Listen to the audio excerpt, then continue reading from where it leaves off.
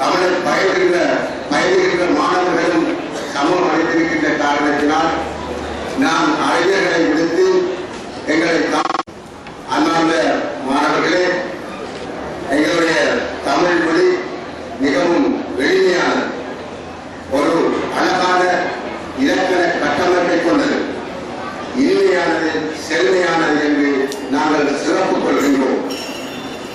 திங்களோடும் செழும் பருதி தன்னோடும் விண்ணோடும் மண்ணோடும் உருக்கனோடும் மக்கள் கடல் வெற்றோடும் பிறந்த தமிழ் என்று தமிழின் சிறப்பை எடுத்து சொல்லுகின்றதை நாங்கள் காலால் கேட்டிருக்கின்றோம். இவற்றையெல்லாம் விட அன்பார்ந்த மாணவர்களே, தமிழ் மொழியில் இன்னும் இருக்கின்ற ஒரு சிறப்பு, ஒரு எழுத்து ஓர் எழுத்து சொல்லாகி அவை பல பொருளை தருகின்ற சிறப்பு நான் அறிந்த வரையிலே தமிழ் மொழிக்கு மாத்திரம் இருக்கின்றது என்று அறிஞர்கள் குறிப்பிடுகின்றார்கள். ஹா என்று நாங்கள் சொல்லுகின்ற ஓரெழுத்து கா என்பது காலத்தை குறிக்கின்றது.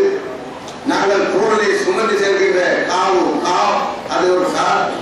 நாங்கள் கிராமங்களிலே பேசுகின்ற எந்த கா, வாகா போகா, அது எனவே கா எங்களை இப்படி ஓர் எழுத்து அடித்து வருகின்றது. அதுபோல மாவு நாங்கள் விளைகின்றமா, எங்களுடைய மா வாடை பல மா, எனவே ஒரு எழுத்து பல பொருளை தருகின்ற ஒரு சிறப்பு எங்களுடைய தமிழ் மொழிக்கு மாத்திரமே இருக்கின்றது என்று நான் நினைக்கின்றேன்.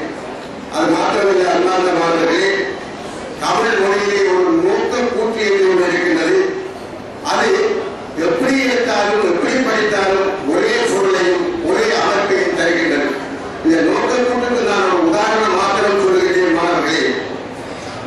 முருகன் விடும்பனை கொண்டான், வசனம் முருகன் விடும்பனை கொண்டான் என்றால் பாருங்கள், விடும்பனை முருகன் கொண்டான் என்றும் வரும், கொன்றான் முருகன் விடும்பனை என்றும் வரும், விடும்பனை கொன்றான் முருகன் என்றும் வரும், முருகன் கொன்றான் விடும்பனை என்று வரும். அந்த சொற்களை மாற்ற மாற்ற நாங்கள் இருக்கின்ற ஒரு சிறப்பு இந்த தமிழ் மொழிக்கு மாத்திரம்தான் இருக்கின்றது.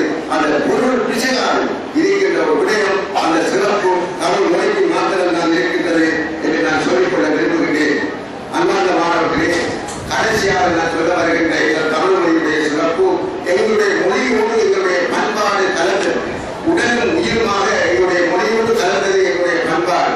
நாங்கள் எங்களுடைய பண்பாடு என்கின்ற போது எங்களுடைய கலாச்சாரம், எங்களுடைய விதிமுறைகள், எங்களுடைய மரபுகள், எங்களுடைய மூத்தருடைய முடிசங்கள், எங்களுடைய பழக்க வழக்கங்கள், எங்களுடைய உடைகள், எங்களுடைய சடங்குகள், எங்களுடைய குழு அமைப்புகள் எல்லாமே எங்களுடைய இந்த பண்பாடுகள். அவை ஒவ்வொன்றிலும் இந்த மொழி கலந்திருக்கின்றது. எனவே மொழியும் பண்பாடும் நாங்கள் பின்பற்ற வேண்டிய ஒரு சிறப்பு என்பதை இந்த இடத்திலே நான் சொல்லி, அன்பார்ந்த சமூகங்களே, உண்மையாகவே ஒரு நன்றியோடு இருந்தாலும் நான் குறிப்பிட்டு சிலரை சொல்ல வேண்டும்.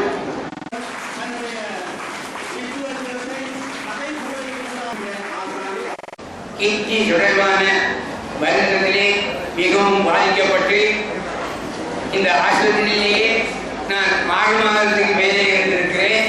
அனுராதபுரம் ஆஸ்பத்திரியிலே 3 மாதம் என்னை கொண்டு வைத்தார்கள். அங்கே எனக்கு கஷ்டம், இவர் தப்ப மாட்டார், அறிந்து விடக்கூடாது, நான் அதை பார்ப்போம் என்ன வேண்டும். நம்பிக்கை, உங்களுடைய ஆற்றலிலே திறமையிலே உங்களுக்கு நம்பிக்கை இருக்க வேண்டும். நம்பினோர் வருவதில்லை என்று சொல்லுவார்கள். முன்னங்கை பின்னங்கை நம்பிக்கை, எல்லா கைகளையும் பெறுகிறது நம்பிக்கை. ஆகவே மாணவர் மக்கள் நம்பிக்கையோடு இந்த பரீட்சையை